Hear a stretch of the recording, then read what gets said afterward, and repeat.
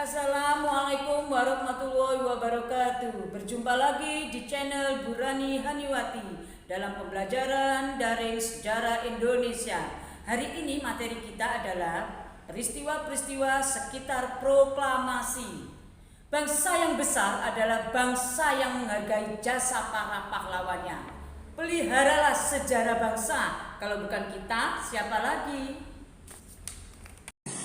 Pada tahun 1944, bayang-bayang kekalahan Jepang terhadap sekutu mulai nampak. Ini terjadi saat Jenderal Kumakichi Harada pada tanggal 1 Maret 1945 mengumumkan pembentukan Badan Penyelidik Usaha Persiapan Kemerdekaan Indonesia atau yang disebut BPUPKI. Sebagai ketua ditunjuklah KRT Rajiman Widyodiningrat sebagai Ketua Pengurus BPUPKI pada tanggal 29 April 1945. Peresmian BPUPKI dilakukan di Gedung Chuo Sangi-in, diawali dengan pengibaran bendera Jepang yaitu Hinomaru, dan sedangkan tokoh Mr. Supomo mengajukan juga 5 dasar negara, diantaranya persatuan, kekeluargaan, keseimbangan, musyawarah, dan keadilan sosial. Tokoh lain yang tidak kalah pentingnya adalah tokoh Soekarno yang mengemukakan tentang dasar negara pada tanggal 1 Juni 1945 yang kita kenal sebagai Pancasila, nama dasar negara Republik Indonesia. BPUPKI membentuk panitia kecil yang dikenal dengan Panitia 9 karena jumlah anggotanya ada 9, menghasilkan sebuah mukadimah yang menjadi pembukaan Undang-Undang Dasar 45. Dalam persidangan kedua, BPUPKI menerima laporan panitia perancang Undang-Undang Dasar Insinyur Soekarno selaku ketua panitia melaporkan 3 hasil, yaitu pernyataan Indonesia Merdeka, pembukaan Undang-Undang Dasar, dan Undang-Undang Dasar dalam batang tubuhnya. Menjelang pelaksanaan proklamasi kemerdekaan Republik Indonesia pada tanggal 7 Agustus 1945, pendudukan Jepang membentuk PPKI dengan menunjuk Insinyur Soekarno sebagai ketua dan Muhammad Hatta sebagai wakil. Ketiga tokoh diantaranya Widyodiningrat juga turut serta di dalam pertemuan dengan Jenderal Besar Terauchi di Vietnam Dalat.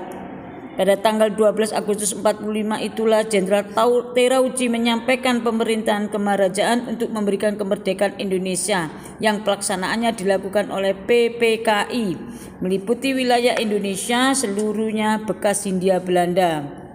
Namun pada tanggal 6 Agustus 1945 bom atom oleh sekutu dijatuhkan di kota Hiroshima dan Nagasaki. Menjelang pelaksanaan proklamasi terjadilah pertentangan antara golongan tua dan golongan muda.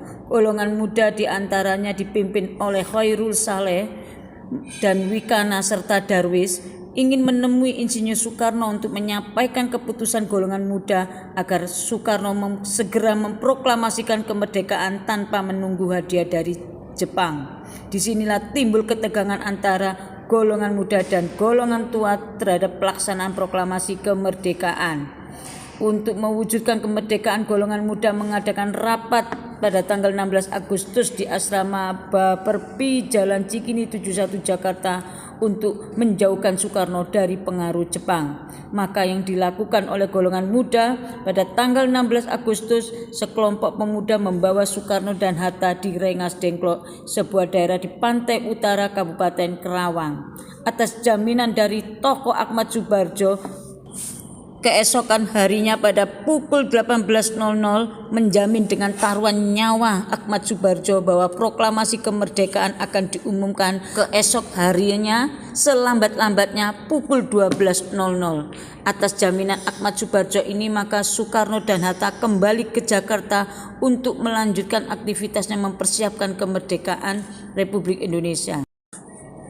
Rombongan tiba pada pukul 23.30 untuk segera menuju ke rumah Laksamana Maeda di Jalan Imam Bonjol nomor 1 Jakarta. Atas jaminan yang diberikan oleh Laksamana Tadasi Maeda, maka mereka yang berada di dalam akan dijamin keselamatannya selama melakukan aktivitas di rumahnya. Tokoh-tokoh yang sampai dini hari merumuskan naskah proklamasi diantaranya Insinyur Soekarno, Dr. Andes Muhammad Atta, dan Ahmad Subarjo, disaksikan oleh Miyoshi, Sukarni, Badiro, dan B.M. Dia, salah satu anggota pers yang saat itu meliput tentang perumusan naskah proklamasi.